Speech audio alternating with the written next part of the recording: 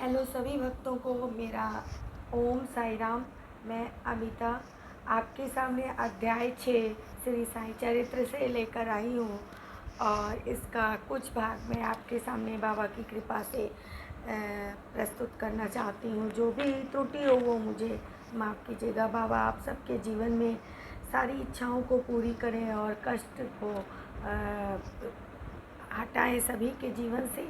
और जो अभी कोरोना वायरस की स्थिति फैली हुई है पूरे विश्व में, उसके लिए भी हम प्रार्थना करते हैं कि जल्दी से जल्दी वो हमारे जीवन से रिमूव हो जाए और फिर से वही पुरानी ज़िंदगी में हम वापस अपने काम में लौट पाएँ, अपने कर्मों को पूरा कर पाएँ।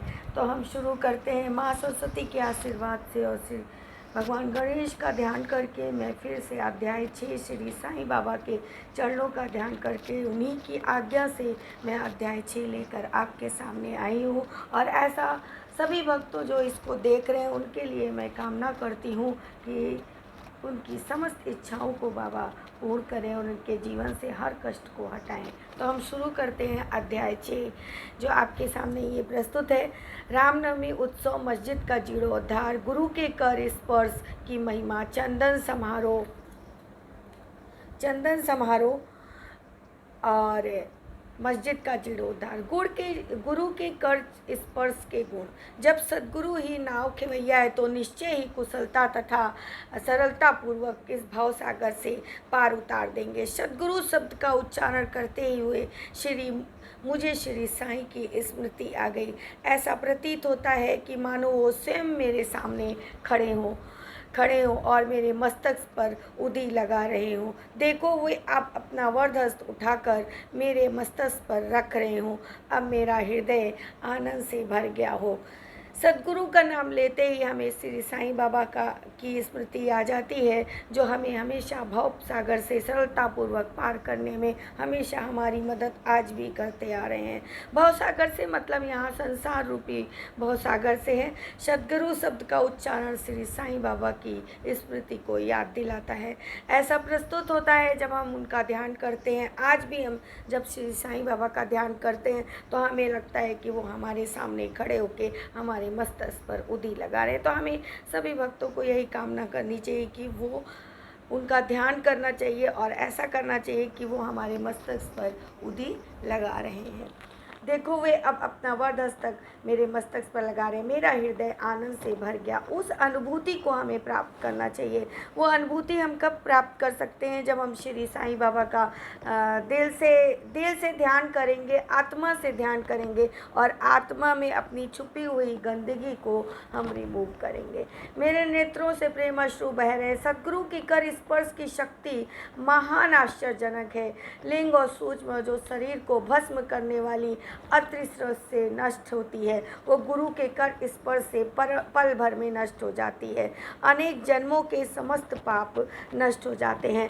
श्री साईं बाबा की जो स्तुति करते हैं वो वैसे ही जो सद्गुरु हम मानते हैं साईं बाबा को, उनके जब हम चरणों का ध्यान करते हैं, स्पर्श उनका चरणों का स्पर्श करते हैं तो हमारे शरीर में एक अजीब सी ऊर्जा का प्रवाह होता है, जिससे हमारे शरीर में जो अशक्तियाँ हैं, निगेटिव एनर्जी है, निगेटिव विचार आते हैं, बुरे विचार आते हैं, बुरे ख्याल आते हैं, उनका शीघ्र ही नाश होने लगता है। और जैसे हम बाबा की आराधना की ओर अग्रसर होते हैं, उनका ध्यान दिन प्रतिदिन करते हैं और हमारा मन उनमें प्रगाढ़ होता जाता है उनके चरणों में, तो हमारे अंदर जो बैठी गंदगी है, जो भी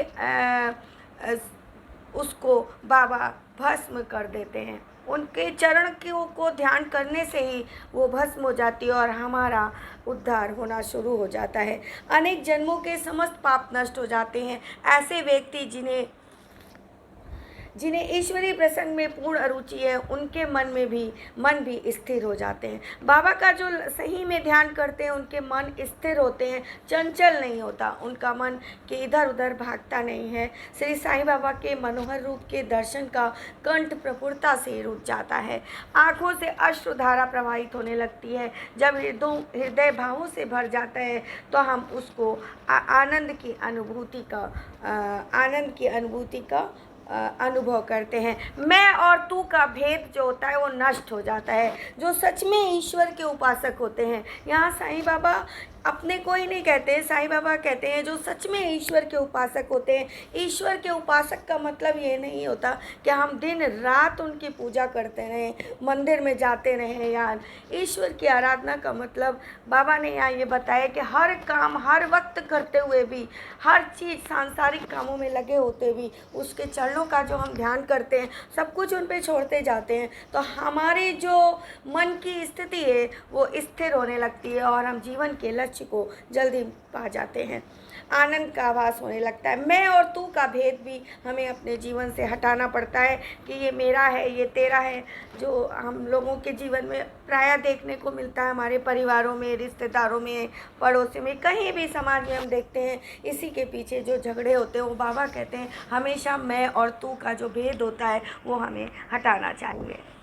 मैं और तू में मतलब भगवान जो है और गुरु वो हमारे आत्मा के अंदर ही है। जब हम उस आत्मा की गंदगी को हटाते हैं तो हमें उसका ध्यान होने लगता है।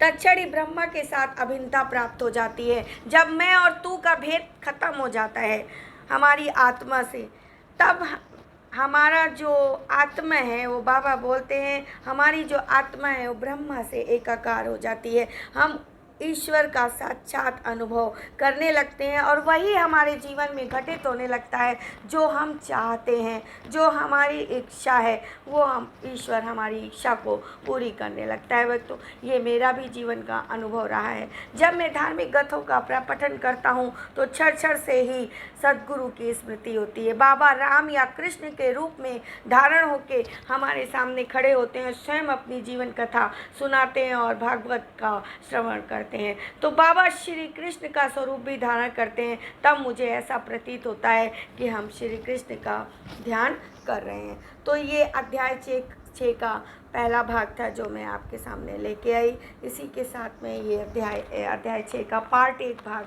समाप्त करती हूँ और सभी भक्तों की तरफ से बाबा से प्रार्थना करती हूँ सभी के कष्टों को हटाएं पूरी और सभी की इच्छाओं को पूर्ण करें। ओम साई।